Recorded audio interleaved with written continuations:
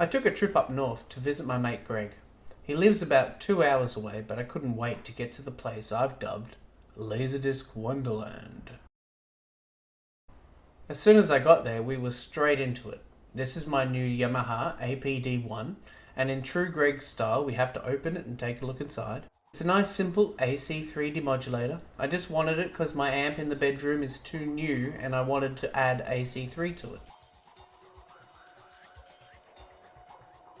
So we went into the man cave, and the first thing he shows me is the CLD D515. It needed a new ribbon cable, and he was just in the process of threading it in. He's also shown that he uses interior car cleaner to make the player's front all shiny and fresh. So while he's showing me all the specs of the 515, I'm looking around and there's retro computer stuff everywhere. I'm torn and I start asking questions. Greg says, "Hey, I know what you would like." And he pulls out this CLD 98. Oh, it's such a beauty. Great picture, dual-sided, simple design, but it looks great nonetheless. So this is like a CLD 97. It came out in 1994, so it doesn't have AC3, but the picture is incredible, he says.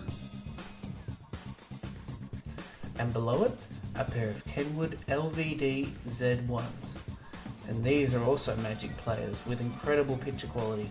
One of the top 5 players of all time, I read somewhere, I think.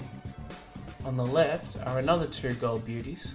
On top we have a CLD R7G, which is a player I'd recommend to everyone and anyone. It's a full-featured player. And below it we have a solid mid-end player, a DVL 909. It's a very common player here in Australia. So as I suddenly turn around and start looking at his wall of computer stuff, Greg used the opportunity to do a quick change.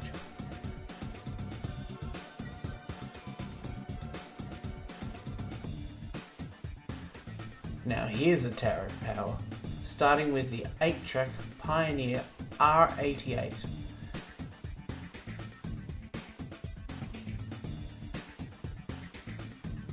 Below it we have a Sony Muse decoder.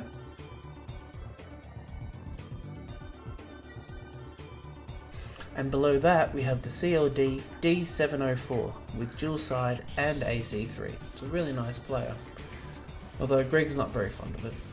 I like the gold buttons on the front.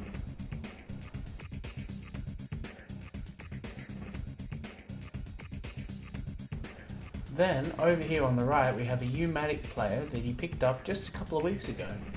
It was looked after really well by a guy who was a video technician, so it's almost in new condition.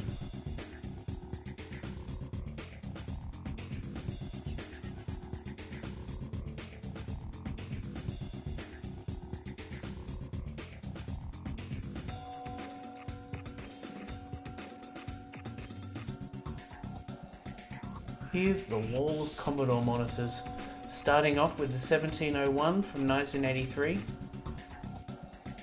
Most of them are 1084Ss, all made by different companies, so they have different plugs on the back. Like some of them don't have SCART.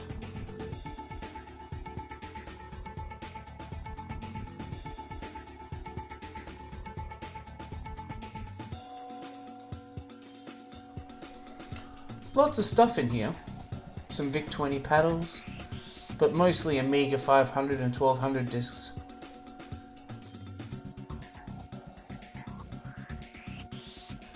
These are some old covers Electronic Arts used to use when they would release games in the 80s. They look like covers for records. Lots of great art and attention to detail here. Sadly no games in it, but they're probably in that wall of discs.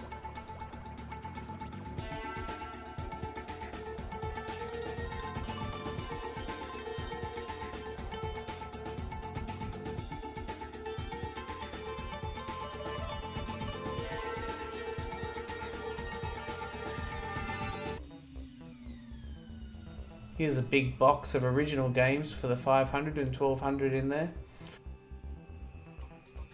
Some classic games in there, like The Secret of Monkey Island and Indiana Jones and the Fate of Atlantis, which were both great LucasArts games.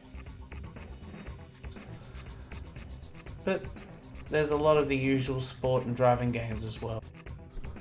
clearly I'm starting to get distracted here, so before we get off track, let's cut to inside.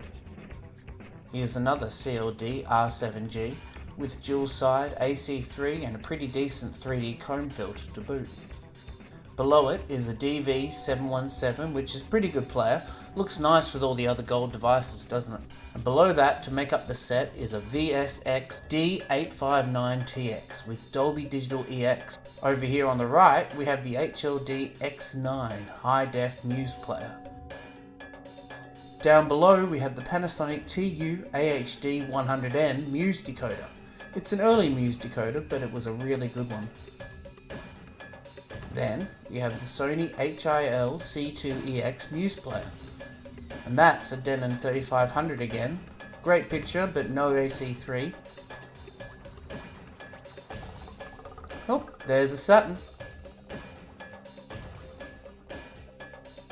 Over here we have yet another CLD R7G, but below it we have one of my personal favourite players, the DVL H9 dual side AC3 DVD, and it's so smooth and quiet.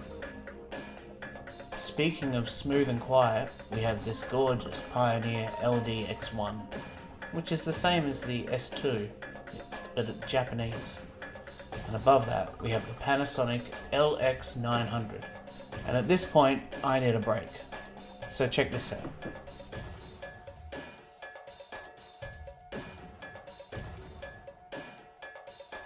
So for the next few minutes, I'm just going to leave you with a look at these Commodores.